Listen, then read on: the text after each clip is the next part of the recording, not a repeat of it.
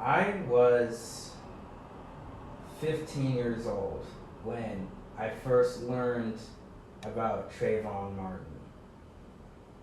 And, it was shocking in 2013. I was shocked. I was a teenager. And, I saw the videos on the news, the verdict come out. And I saw that it was not guilty, and he got his gun back. And I had this sense of numbness. And that's kind of, been around for me for a really long time. I was the same age as Michael Brown in 2015.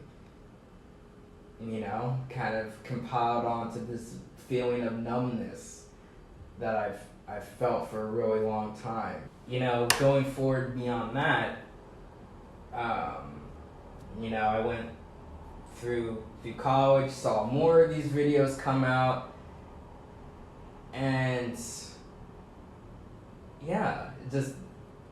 it never seemed to stop. But now, coming to 2020, what a year it's been.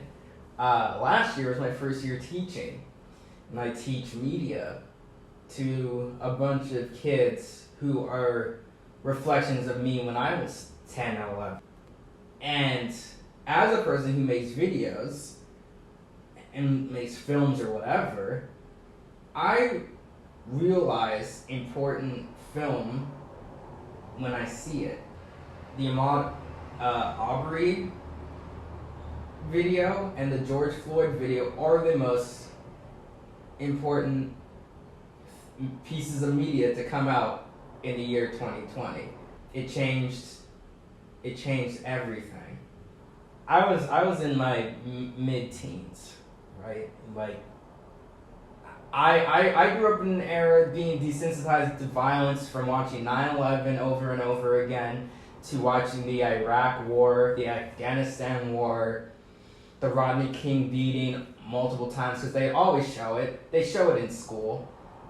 And, I got desensitized to a lot. And I think a lot of people did. But now, those videos they were on TV. So you could just turn it off. What's different now is that it's all online, and it's shared without foresight or for really any thought at all. And the amount of people sharing it has increased, so it's easy to find. I know where not to look. I can go on Twitter and know, like, oh, I don't want to see another black person brutalized by the police state today. So I'm just gonna log off. Younger kids don't have that distinction. If they're interested in social justice, if they're interested in anything on TikTok, you can find this information. You can find these images very easily. I was on TikTok as a 23-year-old man in the year 2020, and I saw a picture of Trayvon's corpse as a 23-year-old. This is something I've been actively avoiding seeing since I was a child, but it's right there. The algorithm is going to push it to you. If you're into social justice, you're going to see things like that. Kids are going to see things like that. When I look at the students that I was teaching, especially during the first Brenda runs, and who I'm continuing to work with, I get very disturbed because I know all of them are online all the time. That's where their world is. That's how they communicate. That is their base, so to speak. And I know they can find these images so easily. I work with black kids every day.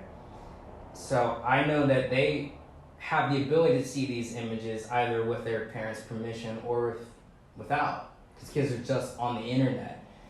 And I just find it very disturbing that, one of the kids at my school, my sister, who's younger than me, anybody can see these images and then share them. In preparation for this video, I read the article Black Lives of Snuff by Razul Mowat, and that gave me a lot of illumination on what's going on. It gave me words to express things that I wasn't fully able to comprehend. One part of the article that really resonated with me is talking about how videos like these are shared by different people for different reasons. A lot of people, want to share it to say, oh, this is an atrocity. Look at this. Let's spread awareness of this. Other people want to share it for internet points, essentially. They want to be labeled as one of the good ones. Media outlets can use these videos to prove or disprove innocence of Black people en masse, not just the individual, but all of it, no matter who's doing it, removes a lot of the humanity from the person in their last moments. I don't have the answers to any of this. I'm just observing that this is something that happens. These things keep happening, and it has a deep, long-lasting effect. It had one on me. It still has one. I still can't unsee it. And I know somebody who's still developing will definitely see these and still get affected by it in a deep way that they probably don't even have the words to express. In my opinion, in order to change the idea that you need to see the brutalization of Black people to believe it, I think we should follow in the footsteps of Bell Hooks. Her concept of oppositional gazing, I feel like, is very pertinent in this time. Seeing something and then actively resisting, saying, no, we don't want to see that, but we want to have the discourse about it, is probably the best course of action, in my opinion. It's going to take a long time. It's going to take a lot of work, but hopefully just explaining the circumstances will be enough. I guess to people watching, you don't need to share it. You can just explain it. For the children, you're in a very unique position. You have the ability to see images that will disturb you in a way that I was never able to, because I was older when I started seeing them. If you do see these images,